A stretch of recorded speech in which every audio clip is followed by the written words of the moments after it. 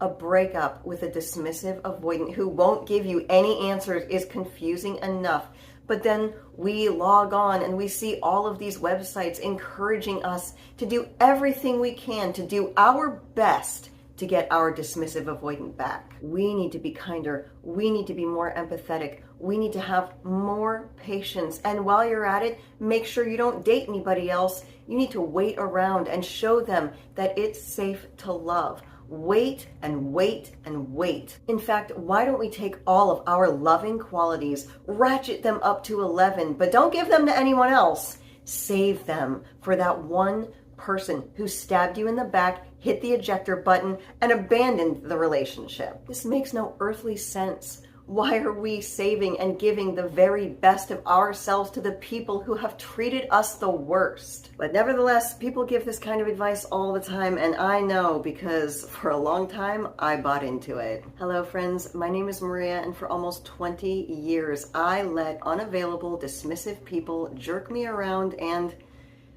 I waited for them. I waited and waited, and in the meantime, I gave them the very best of myself. Even after they left, they still got my very best. If I knew they were going to be at the party, I was looking my best for them. If I was posting something on social media, it was going to look the best for them. They got all my well wishes. Oh yes, after I got dumped, I would go through a whole transformation process to make sure that I was at my very best in preparation for their return. Giving your best to someone who is never there is spiritually exhausting. And if you are tired of constantly being fed this idea that you have to wait around and give your best to someone who is doing their best to avoid your existence, then grab a bottle of nail polish and let's talk.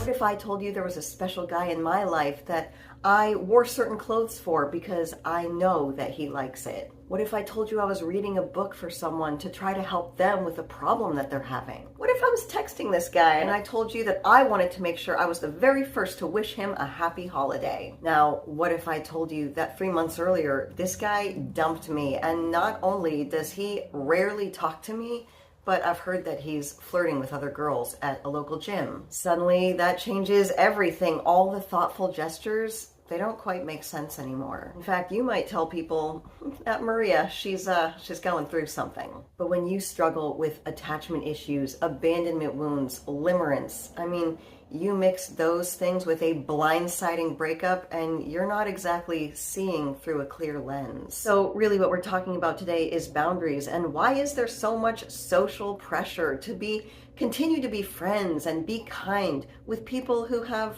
opted out? One of our friends posted a question in the comments of one of my videos, and I thought that we should go through it today because it's a pretty common question, especially around people who've been blindsided by a breakup. So they're not really sure how to navigate it because the breakup was so sudden, you haven't had a chance to process it. We still feel like we need to do all these things for the person. We still love them. We still care about them. The breakup did kind of come out of nowhere. But we can't really see that because we have gone through a breakup, it's no longer appropriate and no longer required. Our friend Sam is really struggling today because next week is his ex-girlfriend's birthday. Now I'm going to go through the comment and I'm going to tell Sam what I think he should do. I'm just one person. This is my advice based on my personal experience. But I know a lot of you out there have also gone through the same exact thing, and Sam could really use your help today. All right, here's Sam's comment. He says, I am from India. I'm 22 years old and I have an anxious attachment. She's 20 years old. I'll call her Jennifer. She's a dismissive avoidant. We were together for 3 months. We got really close but never confessed feelings, which I think he means they never told each other they loved each other. But we were sure that we were not in friend zone. We used to talk to each other from the morning 6 a.m. until we went to bed. We would talk all day, but suddenly, after 3 months, she comes and tells me she needs space for 6 months. So they started their 6 months of space. For the first 2 months, I used to text her once a week, and I would meet her once a week and ask her things like, why are you doing this, etc., etc. And the whole time, I knew she was talking to other guys at the gym. I used to get jealous and fight with her in these first 2 months, but after a while, I started doing research, so Sam does what we all do. I'm sure she's not giving him any answers. I understand now she's a dismissive avoidant. So I thought I would give her space completely. It's been 45 days since I've texted her or seen her, but in that meantime, I did have a birthday, and she texted me at exactly 12 a.m. on my birthday and wished me a happy birthday. After that, 20 more days of no texts or meeting her. It has now been 4 months. 2 months to go till the supposed end of the space. I have been loyal. Yeah, I'll tell you what I think about that. I have been loyal, but the pain I'm going through and the overthinking I do is unimaginably high. I'm also a student, so I haven't been doing anything except thinking about her and talking about her to my friends. He says, this is my first love. That's tough. But understandably, and I'm sure you can tell how anxious Sam is in this comment, he did end up texting her anyway, and he said, are you going to come back at the end of the 2 months? And she said no, and she only wanted to talk to him as friends. But Sam says, I don't want friendship dynamics. So I didn't reply anything, I just left the message on scene. What do you suggest? It's her birthday next week. Should I wish her a happy birthday or not? Thank you a lot for the reply. A possible reply to this would help me a lot. Well, I'm happy to tell you what I think, Sam, but honestly, my reply, it might make you feel a little better in the moment, but when it comes down to brass tacks, no matter what I say, no matter what anyone in the comments says, it's gotta be you. It's gotta be you that helps yourself in this situation. She can't even help you. You might think that if she comes back to you, it would fix everything. But from the anxious way you're talking in this comment, something before her was already broken. Like when you talk about being loyal to her, you're being loyal to a girl who essentially broke up with you and she's already hitting on guys at the gym. Why do you feel like you have to comply to standards, but you don't expect it from the other people in your life, other people who were supposed to care about you? It is only when we have been emotionally damaged where it makes perfect sense to give our very best to the people who make us feel the worst. Now, I've never met your ex. I'm not a therapist. I can tell that you're anxious, and I'll have to take your word that she's a dismissive because I know that when we get broken up with, we do extensive research. I mean, that's what we do, isn't it? We take all of our energy and all of our drive and we pour it into trying to solve another person. I mean, really what she did was break up with you, probably trying to do it in the nicest way she possibly knew how. I do not know why she continued to meet you once a week. Maybe it's because she did care a lot about you, and the last thing we ever want to do is help someone else wean themselves off of us. In meeting her once a week, you're essentially helping her get over the breakup. And the fact that she wished you happy birthday on your birthday, but not just on your birthday, at midnight. I mean, what a way to mess with somebody. Because that's what keeps that open loop question going. She didn't just wish you a happy birthday. She was up at midnight and you were the first person that she thought of on your birthday. Sam, we could analyze it to death. We could take all of that motivation and all of that energy. We could be doing anything with it. Painting, dancing, learning a new language. Hell, we could be snorkeling. We could be doing anything. But instead, we take all of that motivation and energy. We sit alone in a room, looking at a screen, trying to get back someone who disqualified themselves from deserving the very best parts of us. You know what I hope you do? I hope on her birthday, you go out and you do something just for you. Maybe something that you used to enjoy when you were younger before you ever even met her. And I want you to take a selfie of yourself doing this thing instead of texting someone else on their birthday. And I want you to take that selfie and make it the wallpaper on your phone. So every time you get on your phone, and especially those times where you feel weak and you want to text her, you will see that photo of yourself doing something that's the very best for you. And I know there's the stigma and the funny memes about people who have selfies as screensavers, like, oh, they're selfish and they're self-centered. You know, people can see it and they can say whatever they want, but they didn't have to go through what you went through. They didn't have to go through what you're going through right now. This message is not for them. It's for you. Sometimes we have to give ourselves things that we never got. Maybe somewhere along the way, you didn't have enough important people in your life telling you how awesome and strong you are. So tell yourself, with a reminder every single time you open your phone. Maybe you could use the reminder, and I'll bet it's time for you to be a little selfish. This girl does not get the best parts of you anymore. People don't need 6 months of space from something that they love and enjoy. You're doing two main things right now. Well, three main things right now that keep you from healing. The first one is contacting her. This girl is an addiction for you. You know how I know it's an addiction? You're counting the days. You are completely hooked on this girl, and it's disproportionate to the time you spent together. You were with her for 3 months. She never even told you she loved you, and yet you're willing to give up 6 months of your life for her. I would highly recommend looking up Limerence. I have some videos on that. I'll put them in the description down below. But yes, counting the days, definitely a sign that there's a problem. The second thing you're doing is, like you said, you don't have a lot going on in your life right now. Start filling that up. Fill it up with things that you used to enjoy before you ever even knew this girl. Fill it up with taking more shifts at work.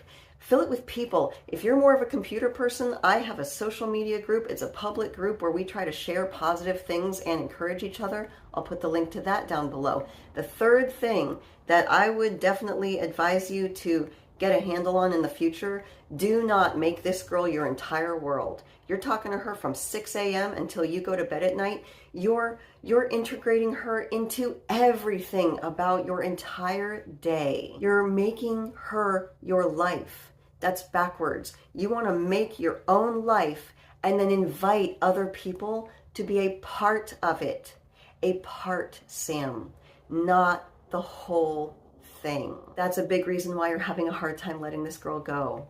She became a part of who you were for 3 solid months. That's a hell of a habit to develop. And again, it is become a habit because you're counting the days. Breakups are already tough. I mean, rejection has this weird way of creating an obsession. I think you're desperately looking to this girl to help you take away the feelings of rejection. And on top of that, I am sure you thought she was pretty hot. Well, Sam, welcome to the other half, where we know attraction is not just about looks. You also have to take care of the inner half. And I'll bet dollars to donuts, you and I have a very different idea of how hot she is. You probably look at her and think, yeah, she's hot.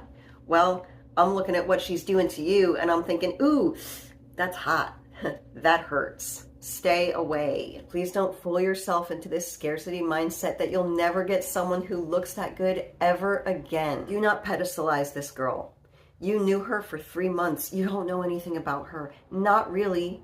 You're going to start telling yourself that she was perfect. And you know how I know she's not perfect? I can see her big fat flaw.